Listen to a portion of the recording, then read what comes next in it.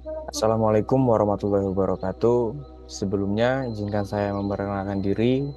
Nama saya Sudadi Gunawan, merupakan calon pegawai negeri sipil dari Kementerian Perhubungan tahun 2025 di bawah Direktorat Jenderal Perhubungan Darat dengan unit pelaksanaan tugas saat ini berada di Balai Pengelola Transportasi Darat kelas 2 Kalimantan Timur. Saya dari gelombang 4 angkatan 26 kelompok 2.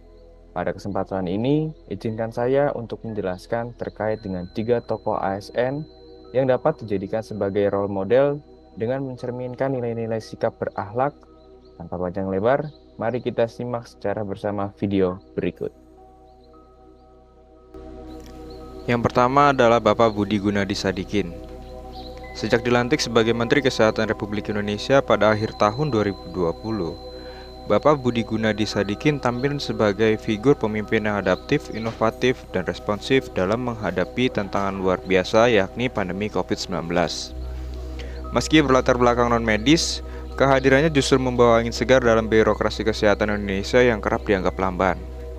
Pencapaian-pencapaian utama dari Bapak Budi Gunadi Sadikin selama menjabat sebagai Menteri Kesehatan Republik Indonesia yang pertama adalah manajemen vaksin COVID-19 secara nasional. Hal ini dibuktikan terkait dengan suksesnya program vaksinasi massal terbesar dalam sejarah Indonesia, mengatur logistik distribusi vaksin ke seluruh pelosok termasuk daerah 3T, yaitu terdepan, terluar, dan tertinggal, dan menjalin kerjasama internasional untuk pengadaan vaksin dari berbagai produsen dunia. Yang kedua, yaitu transformasi digital kesehatan atau aplikasi Satu Sehat. Dalam membangun platform nasional Satu Sehat yang mengintegrasikan seluruh data layanan kesehatan, baik itu rekam medis, vaksin, dan juga laboratorium dalam satu sistem digital nasional, serta mendorong rumah sakit dan klinik untuk terhubung dalam ekosistem digital yang efisien dan transparan. Yang ketiga adalah reformasi sistem layanan kesehatan primer, yaitu melakukan rekrutisasi puskesmas agar lebih preventif dan promotif, tidak hanya kuratif, serta menyiapkan skema tenaga kesehatan berbasis wilayah dan kebutuhan komunitas, termasuk pengiriman dokter spesialis ke daerah. Yang keempat adalah penurunan angka kematian COVID-19 dan kesiapan pandemi. Hal ini membangun sistem penanggulangan pandemi yang lebih kuat, termasuk peningkatan kapasitas rumah sakit, alat kesehatan, dan juga SDM kesehatan, serta mempersiapkan strategi mitigasi terhadap kemungkinan pandemi di masa depan.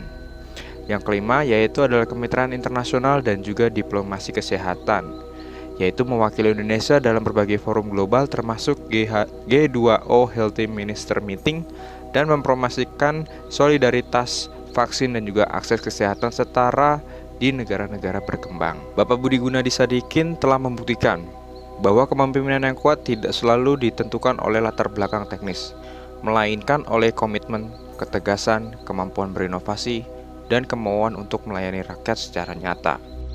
Yang kedua adalah Bapak Basuki Hadi Mulyono. Sosok yang dikenal sederhana namun berdedikasi tinggi, telah menjabat sebagai Menteri PUPR sejak tahun 2014 dan terus dipercaya menjabat hingga periode pemerintahan Presiden Joko Widodo saat ini. Ia bukan hanya seorang insinyur, tetapi juga simbol nyata dari pemimpin teknokrat yang bekerja diam-diam namun berdampak besar.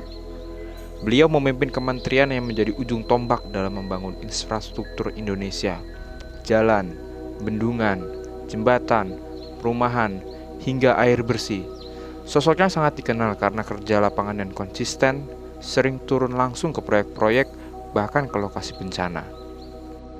Pencapaian-pencapaian utama dari Bapak Basuki Hadi Mulyono selama beliau menjabat sebagai Menteri PUPR, yaitu yang pertama adalah pembangunan infrastruktur strategis nasional.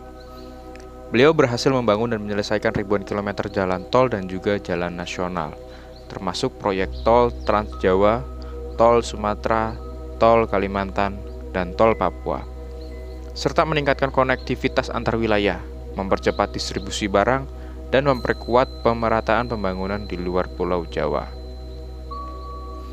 Yang kedua, yaitu pembangunan dan juga revitalisasi bendungan. Selama masa jabatannya, lebih dari 60 bendungan dibangun dan dioperasikan.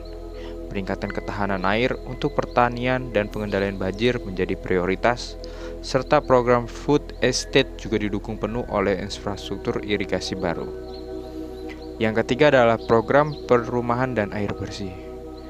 Melalui program Sejuta Rumah, beliau mendorong ketersediaan rumah layak huni bagi masyarakat berpenghasilan rendah, serta membangun sistem sanitasi dan air minum di berbagai daerah tertinggal dan juga perbatasan sebagai bagian dari pembangunan berkeadilan. Yang keempat, yaitu penanganan infrastruktur pasca bencana. Secara aktif hadir di daerah tampak bencana seperti gempa di Palu, Lombok, dan Semeru, serta mengarahkan langsung proses pembangunan hunian sementara dan permanen untuk korban bencana serta rehabilitasi infrastruktur vital. Dan yang kelima adalah Ibu Kota Nusantara atau biasa kita sebut sebagai IKN. Beliau mendorong pembangunan infrastruktur dasar di Ibu Kota Negara Nusantara Kalimantan Timur dan fokus pada konsep kota hijau, berkelanjutan, modern, termasuk pembangunan jalan, bendungan, dan perumahan ASN di tahap awal. Bapak Basuki Hadi Mulyono adalah contoh nyata pemimpin yang bekerja dengan integritas, kedalaman teknis, dan empati kepada rakyat. Gaya kepemimpinannya mencerminkan nilai-nilai ASN berakhlak dalam bentuk paling konkret, yaitu bekerja dengan hati, disiplin, dan semangat gotong royong. Di tengah tantangan geografis Indonesia yang luas dan beragam, ia berhasil memimpin kementerian yang krusial dan berdampak langsung pada kesejahteraan masyarakat. Tidak berlebihan jika beliau disebut sebagai ikon kerja senyap hasil nyata dalam pembangunan nasional. Dan yang terakhir adalah Bapak Ignatius Jonan. Sebagai seorang pemimpin yang dikenal tegas, disiplin, dan visioner, Bapak Ignatius Jonan membawa perubahan besar selama menjabat sebagai Menteri Perhubungan RI. Meskipun masa jabatannya di Kementerian Perhubungan relatif singkat, yaitu pada tahun 2014 hingga 2016, ia berhasil menunjukkan komitmen luar biasa untuk memperbaiki wajah transportasi Indonesia yang selama bertahun-tahun terkesan lamban, tidak efisien, dan tidak berorientasi pada pelayanan publik. Pengalamannya memimpin PT KAI sebelumnya, yang berhasil ia ubah dari perusahaan merugi menjadi perusahaan layanan publik yang dipercaya masyarakat, ia terapkan dengan penuh kedisiplinan di lingkungan Kementerian Perhubungan. Pencapaian-pencapaian utama yang Bapak Ignatius Jonan berikan selama menjabat sebagai Menteri Perhubungan Republik Indonesia, yang pertama adalah reformasi internal Kementerian Perhubungan. Beliau menerapkan standar kedisiplinan tinggi di internal Kementerian Perhubungan, mulai dari jam kerja, tata kelola, hingga etika pelayanan publik, serta menegakkan zona integrasi bebas pungli dan korupsi, terutama di sektor perizinan transportasi. Yang kedua adalah penertiban bandara dan pelabuhan. Menindak tegas praktik-praktik pungutan liar, ketidakaturan, dan pelayanan buruk di bandara, pelabuhan, dan juga terminal, serta memperketat pengawasan terhadap keselamatan penerbangan dan pelayaran, termasuk inspeksi mendadak ke berbagai moda transportasi. Yang ketiga adalah modernisasi layanan transportasi, yaitu mempercepat digitalisasi layanan transportasi, termasuk sistem perizinan online dan transparansi informasi publik, serta mendorong pelayanan berbasis standar internasional untuk maskapai, pelabuhan, dan layanan kereta api. Yang keempat adalah peningkatan keselamatan transportasi. Beliau menindak keras pelanggaran keselamatan oleh operator transportasi, terutama bus dan maskapai murah, serta mengedepankan prinsip keselamatan adalah prioritas utama, bukan sekedar kecepatan pembangunan. Dan yang kelima adalah membangun budaya profesionalisme, yaitu menanamkan budaya kerja berbasis kinerja, efisiensi waktu, dan tanggung jawab penuh di semua jenjang birokrasi perhubungan. Bapak Ignatius Jonan adalah figur pemimpin ASN yang berani membuat terobosan besar, tanpa basa-basi, dan menjadikan disiplin, transparansi, serta pelayanan publik sebagai prioritas utama. Gaya kepemimpinannya memang keras dan langsung, namun sangat dibutuhkan untuk membenahi sektor transportasi yang kompleks dan penuh tantangan. Ia berhasil menanamkan budaya kerja baru di Kementerian Perhubungan, yang sebelumnya dikenal rumit dan lambat, menjadi kementerian yang lebih transparan, efisien, dan responsif.